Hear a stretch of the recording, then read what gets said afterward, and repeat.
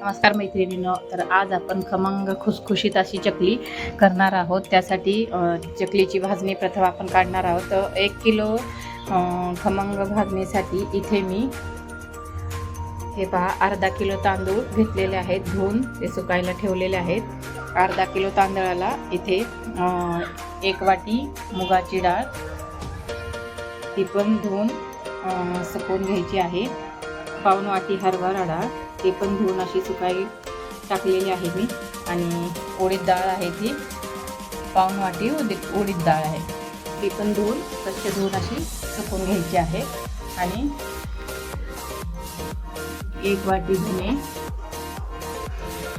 1 वाटी पोहे आणि 1.5 वाटी फुटाणे आहेत, हे म्हणजे फुटाण्याची डाळ. हे 1.5 वाटी घ्यायची आपल्याला. अशा प्रमाणे हे अचूक प्रमाण आहे. आणि हे सर्व असं स्वच्छ एक पाण्याने धुवून सुकवून घ्यायचं आहे, सर्व डाळी तांदूळ. आणि हे थोडंसं वलसर असतानाच आपण याला भाजणीसाठी तयार काढून घेणार आहोत भाजायला.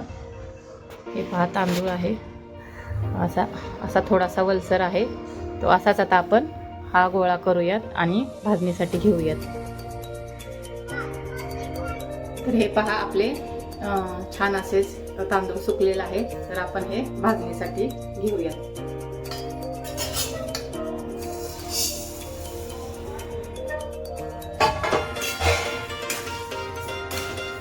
थोडासा वलसर असताना हा तांदूळ असा भाजायचा आहे. खमंग असा गुलाबीसर असा कलर येऊन द्यायचा त्याला, म्हणजे आपली चकली छान अशी खुसखुशीत खमंगाची 1 किलो भाजणीचे पीठ तयार होते. सेम ह्या प्रमाणातच तुम्ही पण सर्व प्रमाण घ्या. आता हे आपण पिंक होईपर्यंत हलवत राहायचंय.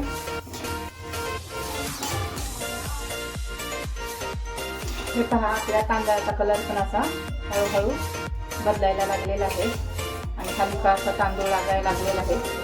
तर आता फक्त 2 मिनिट आपण याला कमी गॅसवर हलवणार आहोत. हे पहा थोडासा पिंकसर झालेला आहे,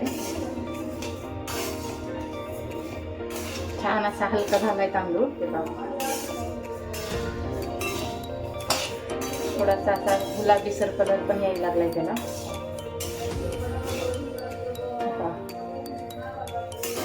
किती हलका झालेला आहे. तर आपण हा तांदूळ एका भांड्यामध्ये काढून घेऊयात. झालेला आहे, छान असा गुलाबी कलर आलाय त्याला. आता एका भांड्यात काढून घेतलेली आहे. हे पहा छान असा गुलाबी कलर आलेला आहे तांदळाला आपल्या. आता आपण बाकीच्या डाळी ज्या आहेत धुतलेल्या, ते छान अशा सुकल्यात, त्या पण आपण तांदळाप्रमाणेच भाजून घेऊया.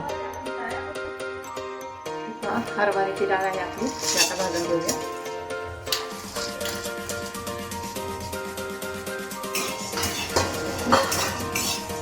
डाळ पण आपली खमंग होईपर्यंत भाजायची आहे.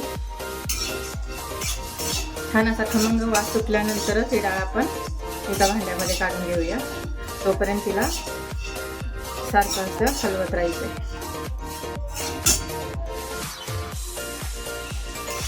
हे पहा डाळीचा पण आपला छान असा कलर चेंज झालेला आहे आणि खमंग अशी वास सुटायला लागलेली आहे डाळीची पण. हे पहा छान अशी भाजली गेलेली डाळ पण. आता आपण ही एका भांड्यात काढून घेऊया. सर्व छान अशी भाजली आहे,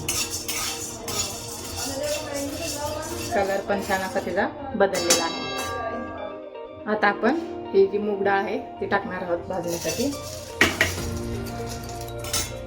डाळी अशा जास्त वाळवायच्या पण नाही आहेत, थोड्याशा वलसर अशा ठेवायच्या आहेत. आणि मग त्याची छान अशी खमंग भाजणी तयार करायची आहे. जास्त वाळवल्यानंतर त्याच्या चकली पण अशी कडक होते, त्यामुळे थोडीशी वलसर आहे वाळलेली, त्याप्रमाणे आपण भाजायची. तर मूग डाळ पण मी छान अशी खमंग वास येईपर्यंत भाजून घ्यायची.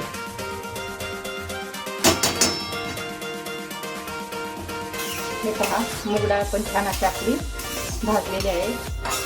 खमंग अशी वास सुटलेली आहे डाळीची आणि छान असा कलर पण त्याचा बदललेला आहे.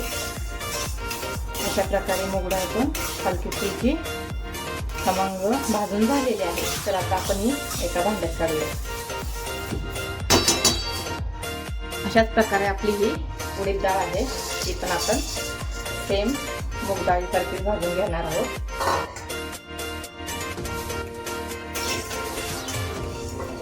हे पहा, थोडीशी वलसर असल्यामुळे याला अशा गाठी दिसत आहेत. त्यामुळे आता ही हलकी होईपर्यंत, खमंग वास सुटेपर्यंत आपण भाजणार आहोत. हे पहा, उडीद डाळ पण आपली छान अशी भाजलेली आहे, खमंग अशी त्याची वास सुटलेली आहे.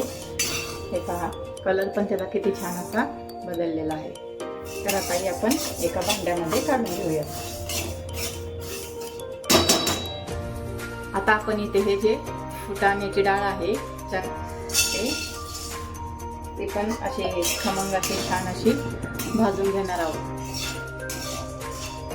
गुलाबी ह्याचा कलर चेंज होईपर्यंत, गुलाबी होईपर्यंत त्याला आपण हलका असं भाजून घेणार आहोत.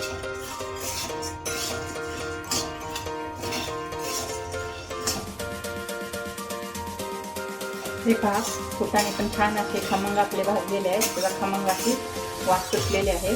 तर आपण हे एका भांड्यामध्ये काढून घेऊया. जास्त भाजायचे नाही आहेत, गुलाबी कलर चेंज होईपर्यंत थोडासा भाजायचे. आता एका भांड्यात काढूया. त्यानंतर लास्टला हे आपले पोहे जे आहेत ते थोडेसे भाजून घ्यायचे.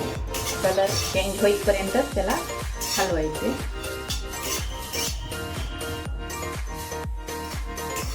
हे पहा, पोह्याचा पण छान असा कलर चेंज झालेला आहे, गुलाबी असा कलर झालेला आहे. तर आहे करपू न देता आपण आता हे एका भांड्यामध्ये काढून घेऊया. पोह्याचा पण कलर बदललेला आहे, तर काढूयात एका भांड्यात. आता इथे जे 1 वाटी धन आहे, शेवटी आपण हे धन भाजून घेणार आहोत.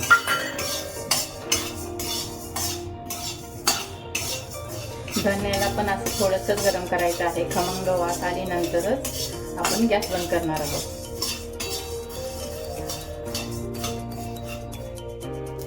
हे पहा, धने आपले छान असे गरम झालेले आहेत. आता मी गॅस बंद केलेला आहे. अशा प्रकारे आता आपण एका भांड्यामध्ये काढून घेऊयात. करपू न देता हे लगेच गॅस बंद करायचा आहे. थोडे गरम झाले तरी चालते धने. आपली चकली खमंग अशी होण्यासाठी त्यामध्ये आपण 1 वाटी धने घालत आहोत. हे पहा, अशा प्रकारे सर्व भाजणी मी एका भांड्यामध्ये काढून घेतलेली आहे. आता ही थंड होईपर्यंत अशीच ठेवायची आहे आणि मग सर्व एकत्र करून आपण दळण्यासाठी देणार आहोत. आपलं अचूक प्रमाण आहे, बरोबर 1 किलो भाजणी तयार होते आपली चकलीसाठी. खमंग खुसखुशीत अशी चकलीची भाजणी भाजून तयार आहे. तर आता आपण हे गिरणीमधून दळून आणणार आहोत आणि त्याची छान अशी खुसखुशीत चकली तयार करणार आहोत.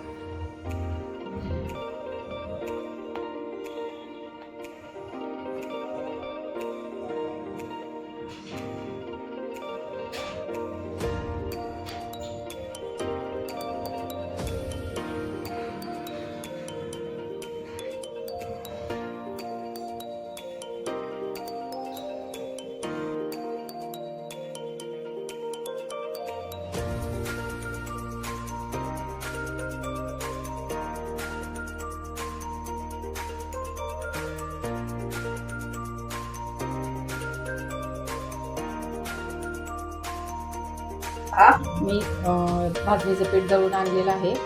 छान असं आपलं मस्त पीठ दळून आलेलं आहे. तर आता आपण हे चकलीसाठी मळणार आहोत.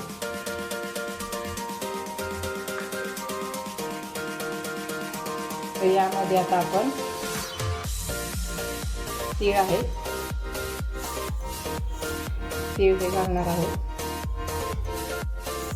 तीळ भरपूर घातले तरी चकली आपली खमंग खुसखुशीत होते. हळद,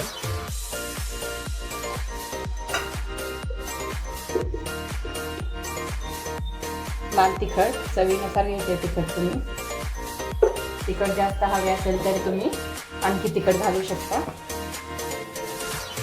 मीठ चवीनुसार घालायचे.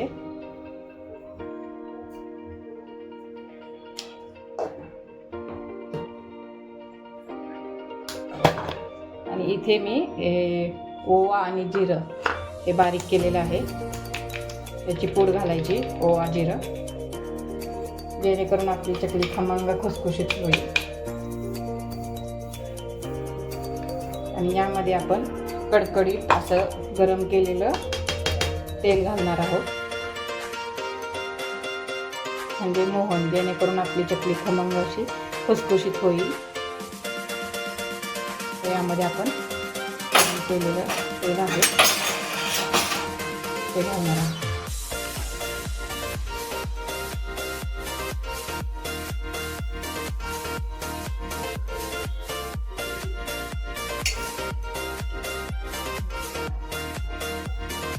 एक पळी असं तेलाचं मोहन घालायचं आहे, जास्त पण नाही घालायचं.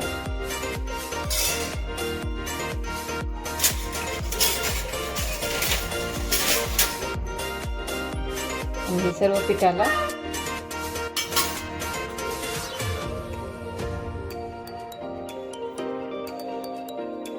मिसळून घ्यायचं आहे. सर्व पिठाला लागेल असं हे एकजीव करायचे.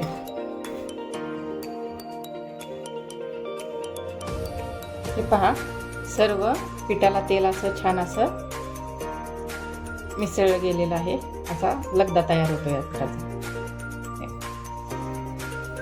सर्व पिठामध्ये मी हाताने असं एकजीव मिसळून घेतलेलं आहे. आता या पिठाला आपण कडक गरम पाणी आहे ना, त्या गरम पाण्यामध्ये हे पीठ मळणार आहोत. हे पहा, हे पातेल्यामध्ये मी गरम पाणी केलेलं आहे. आता हे कडक केलेलं पाणी आहे, यामध्येच आपण हे पीठ मळून घेणार आहोत.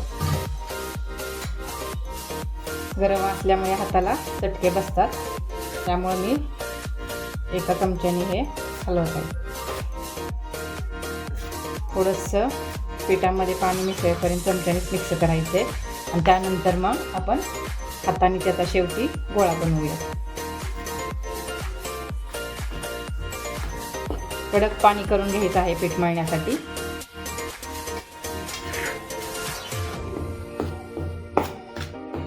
अशा पद्धतीने हे सर्व आता मिसळून घेऊयात.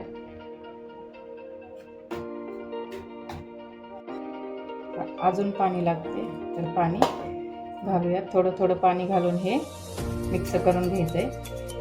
गोळा बनेपर्यंत पाणी घालायचं आहे.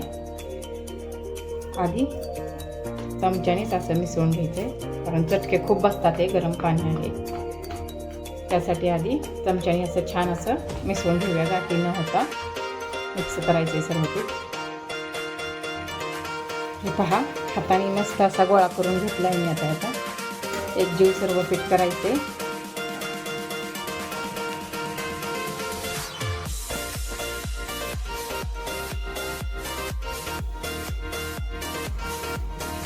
छान असा एक गोळा बनवायचा याचा. आणि हे 1 तास 2 तास हे पीठ असंच पातेल्यामध्ये आपण एका झाकून ठेवणार आहोत, कारण गरम पाण्यामध्ये हे मळलेलं पीठ आहे. 1-2 तासानंतर छान असं भिजतं हे पीठ, फुगतं. त्यामुळे हा गोळा आता असाच एका पातेल्यामध्ये आपण घालून झाकून ठेवणार आहोत. बघा किती छान असा मळला गेला आहे.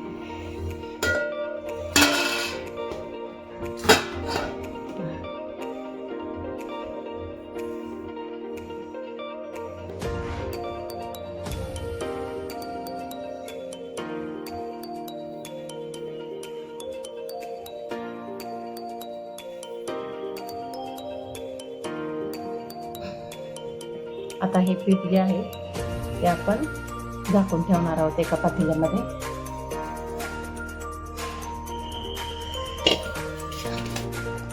हा गोळा असाच आपण 1 तास ते 2 तास याला भिजू देऊ शकता.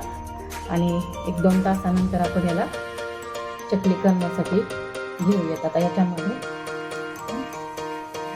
झाकून ह्याला 2 तासासाठी असंच ठेवून देऊया. हे पहा, आपलं 2 तासानंतर पीठ बघा किती छान असं भिजलेलं आहे. आता ह्याला छान असा घट्टपणा पण आला आहे. आता आपण यामध्ये थोडंसं पाण्याचा हात घेऊन सोऱ्यामध्ये भरणार आहोत. तर हे पहा, किती छान अशी सुंदर आपली चकली तयार होते. खूप छान अशा त्याला तारा सुटले. काटे खूप छान दिसतात त्याचे. अशा पद्धतीनं आपण सर्व चकल्या करून घेऊयात.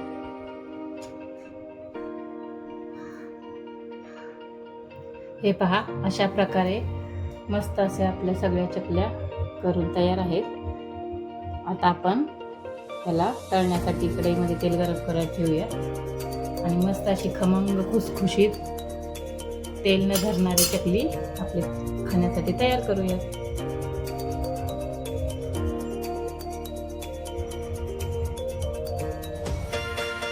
हे पहा, मस्त असं तेल आपलं गरम झालेले आहे. त्यामध्ये आपण आता एक एक चकली सोडूया.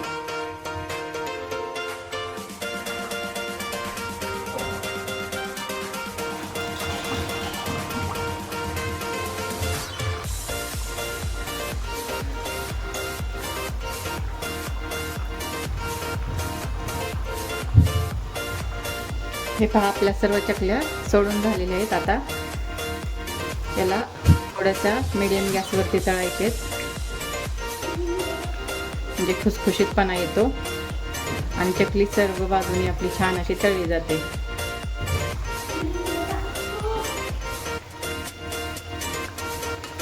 आता ही थोडीशी गुलाबी होईपर्यंत आपल्याला तळायची आहे.